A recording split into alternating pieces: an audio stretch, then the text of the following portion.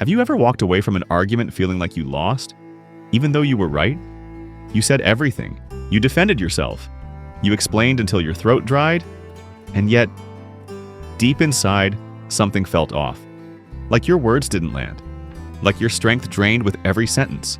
Like your silence would have been louder. We grow up believing that speaking up is strength, that silence is surrender. But what if that's a lie? What if every time you react, you lose a little bit of power? Not because you were wrong, but because you revealed too much.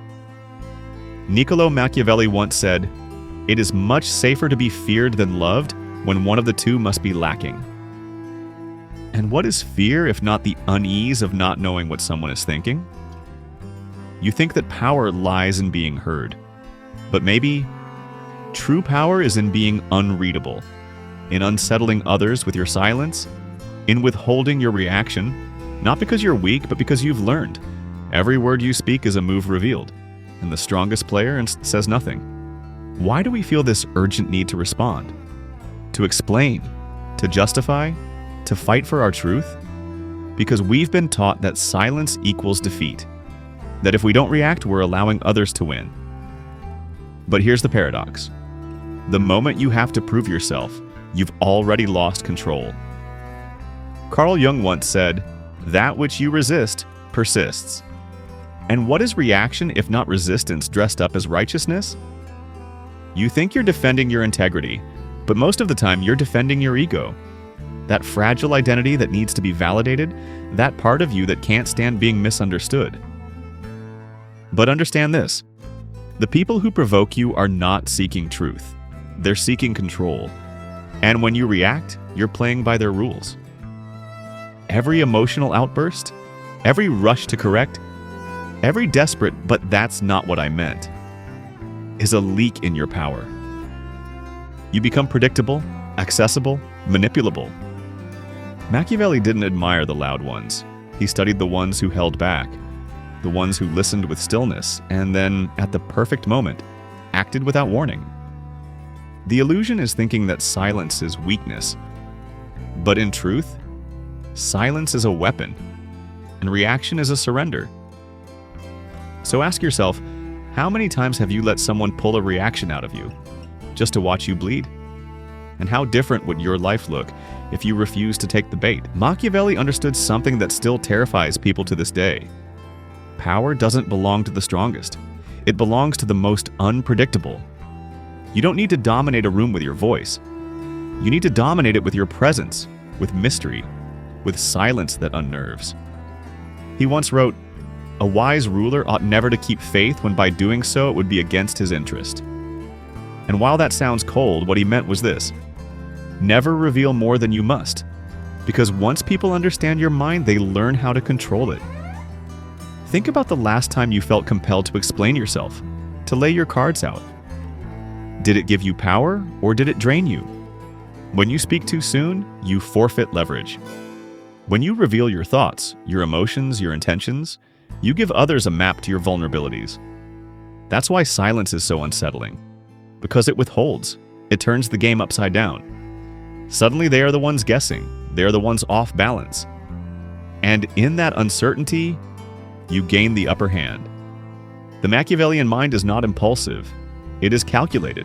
It knows when to speak, and more importantly, when not to. Because perception is everything. You don't need to be powerful. You just need to look like someone not to be crossed. And often, that illusion begins with restraint. So the next time someone tries to provoke you, control you, or push your buttons, don't flinch, don't speak, watch, wait. Because the one who speaks first is often the one who exposes themselves, but the one who watches owns the room. Machiavelli would tell you, appear weak when you are strong, be silent when you are most dangerous. Let's be honest, most of us don't speak to connect. We speak to defend, to be seen, to prove we exist. But beneath that urgency is fear. The fear of being misunderstood, the fear of being dismissed, the fear that silence means we don't matter. So we talk, we explain, we overshare, we pour our soul into conversations that are already poisoned by judgment. Why? Because the ego is fragile. It believes it must always be right to survive. It confuses agreement with love. And so it speaks, not from strength, but from desperation. But Nietzsche warned us, he who has a why to live can bear almost any how. And silence is often the how of the powerful. Silence reveals something deeper, that you no longer need to be understood. You no longer need the room to nod in approval, because you've already nodded to yourself. The ego needs applause. But the soul, it just needs peace. And peace doesn't raise its voice. So when you feel the burn to respond, to fix, to defend, pause. That's your ego flaring up. That's the little self, still begging to be seen. But true self-mastery is not about proving your worth. It's about realizing you were never on trial in the first place. Machiavelli wouldn't waste breath defending himself. Nietzsche's Übermensch wouldn't bother explaining. And Jung's individuated self would sit in silence, watching the storm rage outside, but untouched within. Because they understood, the more you speak, the more power you give away. The less you speak, the more power you gather. And silence, it's not emptiness. It's containment. It's energy preserved, mystery protected, power, unspoken but felt. When you choose silence, you're not just withholding words. You're offering a mirror. And most people can't stand what they see in that reflection. We like to believe others talk to express themselves, but more often, they speak to escape themselves. To fill the silence with noise, to mask their insecurities behind a flood of words. So when you don't respond, when you simply hold your center, you break the rhythm. You interrupt their script. And suddenly, they have to face their own voice echoing back. It's uncomfortable, even terrifying, because silence doesn't validate, it doesn't soften, it doesn't play the emotional game. And that absence of reaction, it feels like judgment, even when it isn't. Social psychology confirms it. In high-stakes conversations, silence triggers anxiety in the speaker.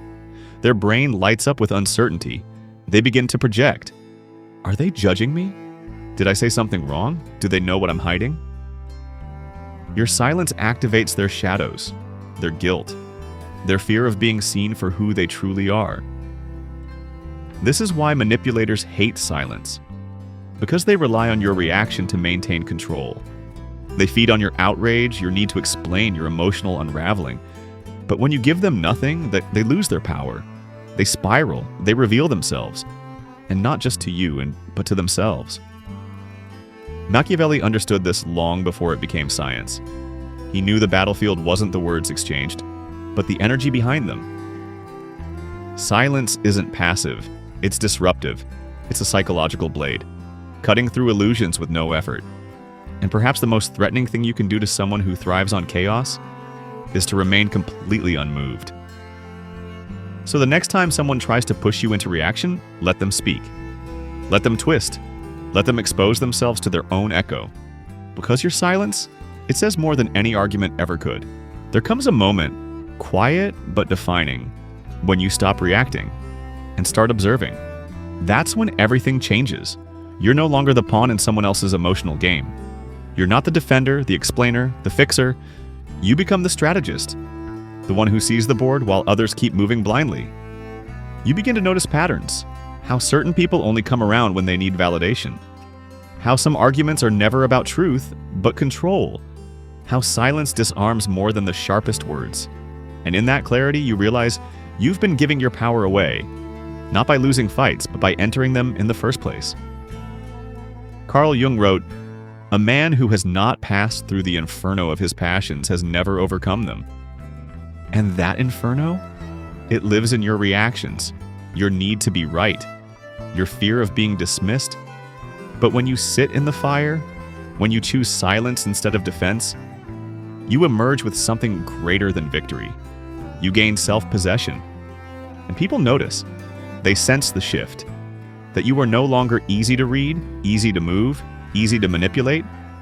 They may call you cold, distant, strange. But what they're really saying is, you stop being functional to their narrative. You are no longer their puppet. And that's terrifying. To them. But to you, it's liberation. Because now you're no longer playing the part they assigned you. You've stepped off their stage, and taken command of your own script. Let's bring it home, with quiet power and lasting impact. There is a kind of strength that doesn't shout, it doesn't chase, it doesn't need to prove, it sits in silence. And yet, the whole room feels it. That is the voice of restraint, the quiet authority of someone who no longer needs validation, revenge, or recognition. Someone who has nothing to hide, because they have nothing left to fear. And this is where true power lives, not in how loudly you defend your name, but in how calmly you protect your energy. Machiavelli knew that the most dangerous leaders were not the loudest, but the most composed. Because silence is not submission, it's selection. You are choosing where your energy goes, who gets your presence, and when it's worth breaking the silence at all. You are no longer a puppet pulled by emotional strings. You're the hand that lets go. And what happens then? People begin to question, to reflect, to realize they cannot access you the way they used to. And in that distance, your power multiplies. So if you've been misunderstood, good. If your silence has made them uncomfortable, even better. Because that means you're no longer reacting, you're revealing. And in a world that feeds on noise, those who master silence rule the game. Stay silent, stay sovereign. Let your absence speak where your presence was once wasted. And if this voice has echoed something inside you, and something ancient, something ready to rise, then join us. Subscribe. Comment below.